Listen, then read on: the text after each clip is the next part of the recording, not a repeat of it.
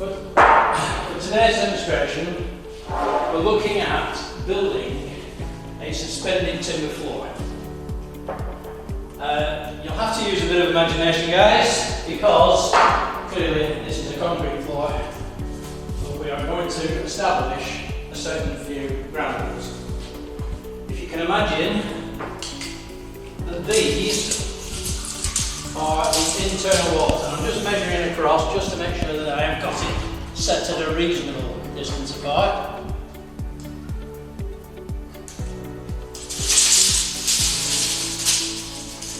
Just check all ends.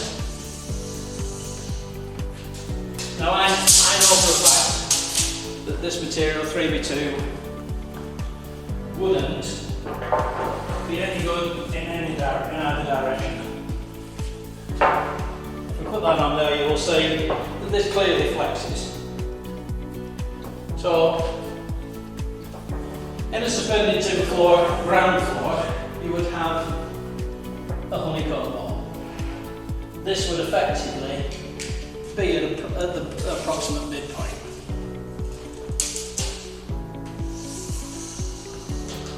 Yeah, it's about in the middle.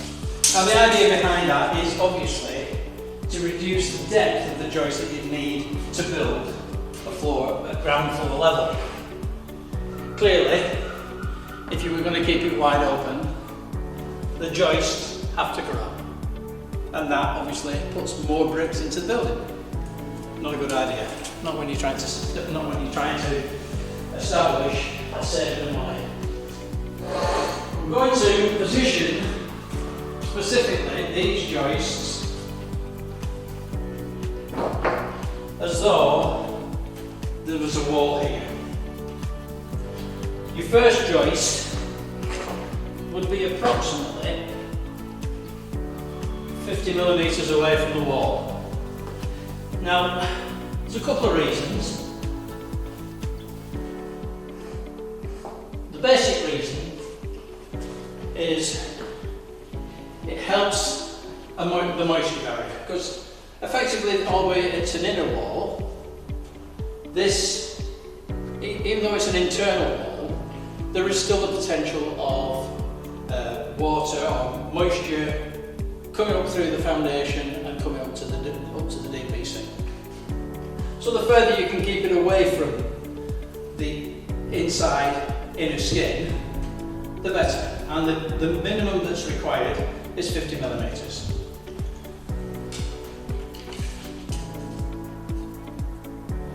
Now the first thing that we need to establish is we need to make sure that we set our joists at the correct widths. This is known as centres. Now, the actual joist length of the joist centres will depend on the product that you're putting on top. We today are using flooring grade chipboard, which is 2.4 metres by 600mm. So the 2.4 easily divides by both 400 and 600. Because of the distance between, at 600 centres it would flex at the bottom, so we will use 400 centres. Now I quickly put a little sketch mark on there. That's the centre of the joist. Now I know that these are approximately 40mm-ish, so that means that I've got to come back 20mm. Now the reason behind that is I want it to be on the centre of the timber, not the edge. Once I've set the first mark, however, I then can set at 400 edge to edge, and I will mark this accordingly. So that's where my joist is going. That X spot, I don't know if you can see that, but that X spot shows where my joist is going.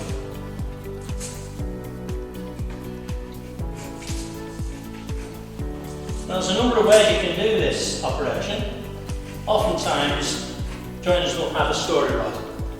That will be subject to a later video, or one that we'll show you prior to doing this. Now, you will note that the last joist is going to be less than 400mm away from the wall. But again, we are going to maintain our 50 millimeters so that we don't get the moisture conversion, moisture coming in from the side. So that joist is around about 250 mil away apart. So now we're going to do the same on the other one.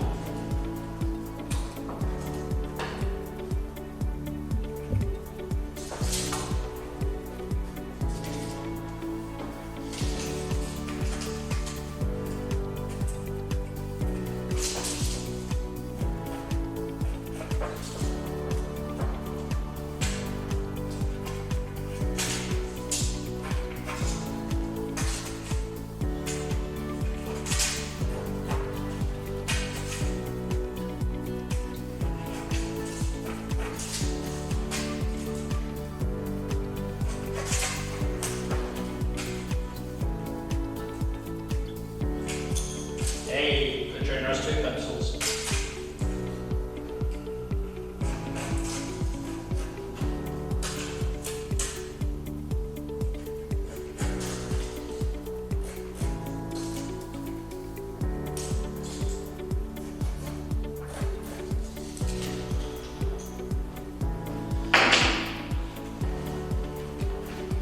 So then we come to setting out the joists.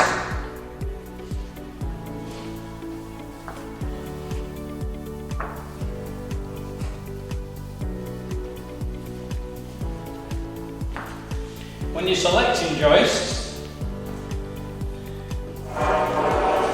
you've got to look at if there's a roll in it.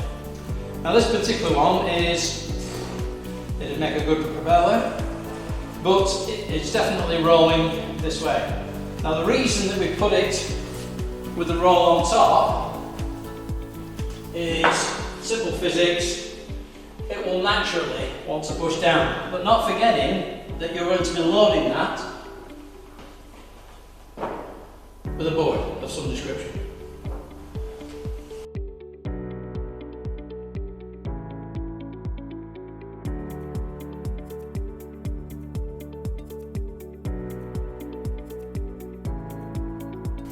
And finally, the last one. As I say, this one will sit at around about 50 millimeters away from the wall.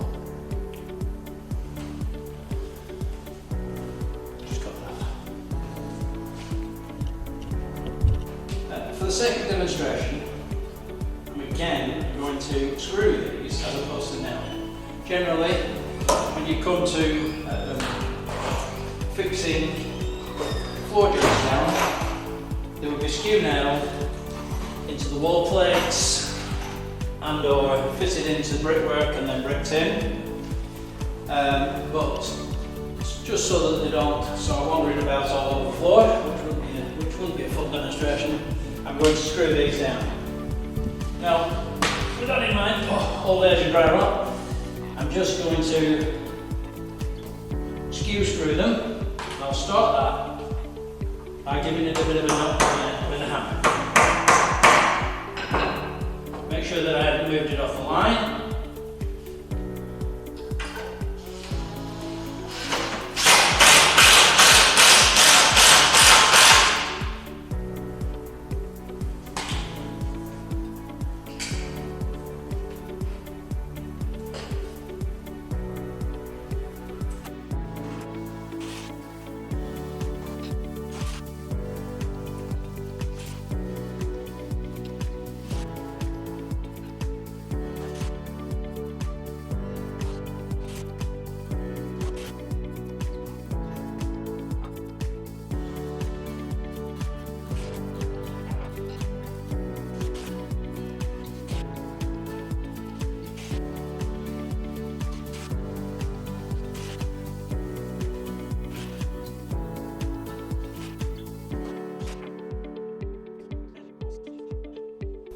Right, now just to confirm, these are a representation of a floor. This is a representation of a floor, a suspended ground floor.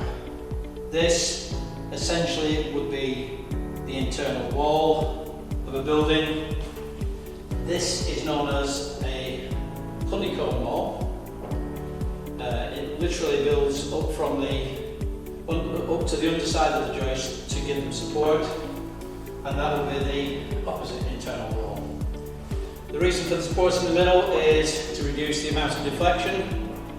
As you know from the video, we made sure that all the joists were rolling so that the roll was on the top. The next process, the reason that we set it at 400mm centres is so that we can use flooring grade chipboard. These are some that I prepared earlier, like Bamboo Singleton, or whatever she was called. Now, these should fit from joist to joist. Now, what I want to say is there is a reason for doing that. I want you to be aware of trap ends. Now, a trap end essentially is a dangerous situation. If you're putting boards onto sets of joists, make sure that you don't leave it like this, because you can fall in and spew a few nails and screws and people all over the floor. The idea behind it is this floor is set so that it will accept flooring grade chipboard. I'm going to put this one now to this end.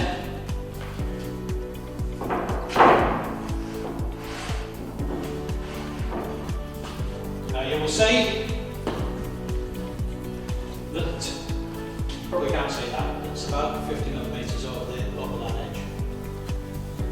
When we do our next piece, we would place the next one so that there is a sensible break in the material. Now that goes 50-50 on each joist.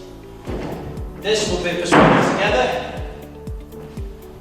glued in position, nailed or screwed down to make a suitable and sensible floor. I hope from this demonstration you've learned something. Not forget, set it 50mm away from the wall. One of the reasons is stop moisture is coming across the surface. Another reason would be so that we can get surfaces up and down. That allows for things like gas pipes, electricity, water, all to come into these rooms. Okay, thank you.